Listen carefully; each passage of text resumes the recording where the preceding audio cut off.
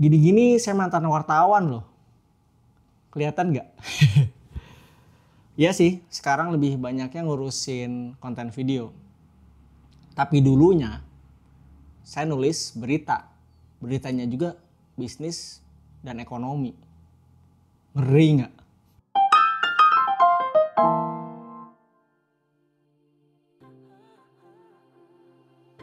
Assalamualaikum warahmatullahi wabarakatuh. Halo teman-teman, ketemu lagi dengan saya Gifar Abdallah di channel saya. Ya, udah lepas jadi wartawan, sekarang lebih banyak waktunya dan pekerjaannya di bidang audiovisual, nulis skenario atau menyutradarai video atau film. Nah, saya pengen sharing nih, gimana konten media massa diproduksi. Jauh dong sama konten di media sosial ya. Dulu ya, saya jadi wartawan, datang ke lokasi, meliput, wawancara narasumber, ngolah berita, ngolah data, ditulis, terus masuk ke editor atau ke redaktur ya. Dan gak jaminan tulisannya bisa naik. Kadang sama redaktur, "Hey Far, ini mana narasumber satunya lagi?" Karena harus cover both side. Kan ruwet ya. Kita ngangkat satu berita tapi jangan berpihak. Dan itu pun kadang juga beritanya diubah lagi. Kalau ternyata beritanya itu bikin media massanya nggak aman iklannya, nggak aman pemilik medianya, bisa jadi nggak pernah naik tuh berita. Walaupun udah diedit sama redaktur atau editor. Belum lagi urusan kompetensi. Saya lihat orang, ahli diwawancara, dilihat track recordnya, dilihat gelarnya, dilihat latar pendidikannya. Kalau seseorang nggak punya kompetensinya, dia nggak punya kapasitas untuk ditanyain soal satu persoalan yang nggak layak seseorang itu ngomong, nggak layak dia ngasih pendapat. Bisa-bisa ya kalau saya cuma ngasal gitu ya, seorang ahli pertanian saya tanya soal IT, kan nggak nyambung. Nah, ada verifikasi, ada juga filtering dari medianya. Membuat memang konten yang akhirnya keluar, yang kita sebut berita itu terjaga, punya etika jurnalistik. Itu yang saya dapat tuh dulu zaman kuliah.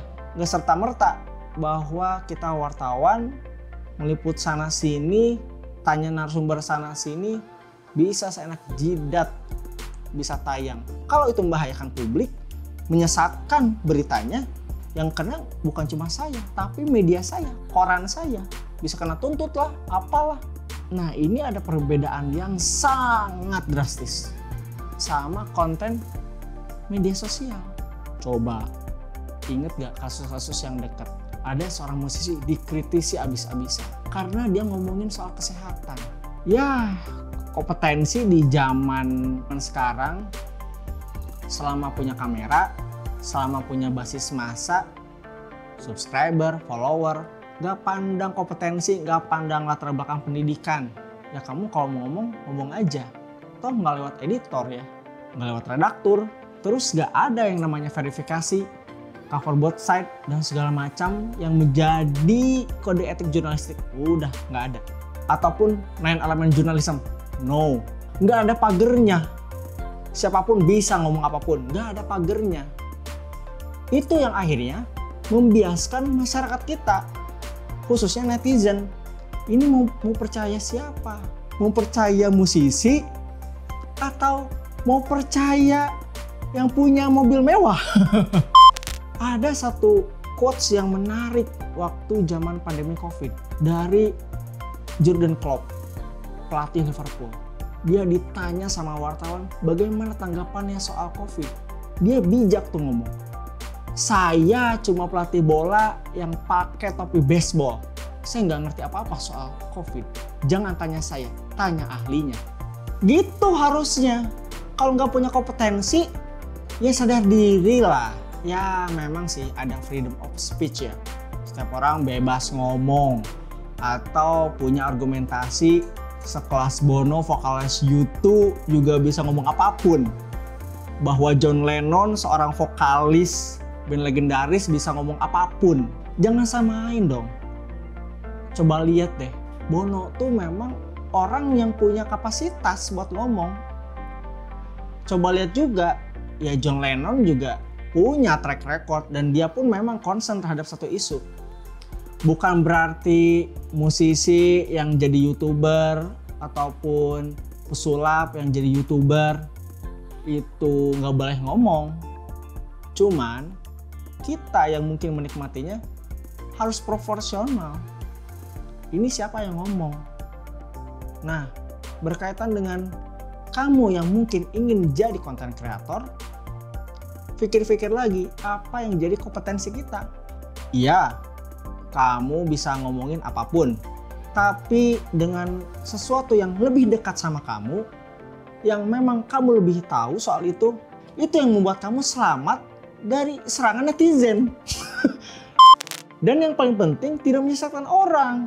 Iya, bahwa setiap orang punya kebebasan berpendapat. Cuman kan kalau di media sosial, orang tuh nggak bisa bedain mana yang memang opini dari orang umum, orang awam, orang nggak punya keahlian, dengan yang memang mesti didengar. Ya, akhirnya kompetensi jadi penting saat memang kamu ingin menunjukkan siapa diri kamu. At least kalau kamu memang masih sedang belajar, ya tampilkan saja sebagai seseorang yang sedang belajar. Atau apa yang dekat dengan kamu, ya tampilkan saja apa yang dekat dengan kamu, apa yang kamu tahu. Boleh aja sih kamu mengomentari soal isu dunia, soal masalah lingkungan, toh itu menunjukkan kepedulian kamu. Hanya saja jadi penting buat kita untuk riset, untuk gak asal ngomong, ya enggak? Makanya produce konten yang baik semaksimal yang kamu bisa bikin. Yang kedua, ya riset, biar memang kamu ngerti. Dan yang terakhir, berbicaralah sesuai kapasitasmu, sesuai kompetensimu. Mikir. Sekarang saya ngerti tuh kenapa banyak yang mulai gak demen di Twitter. Karena banyak orang ngerasa pinter di sana, padahal mungkin gak punya kompetensi. Biar kita terus bisa berbagi seperti di channel ini, sehingga kamu bisa terus subscribe, like kalau suka, share kalau orang lain perlu nonton ini. Yang jelas, kita bisa ketemu lagi di konten-konten berikutnya. Semoga konten ini bernilai dan bermanfaat buat kamu. Oke, wassalamualaikum warahmatullahi wabarakatuh.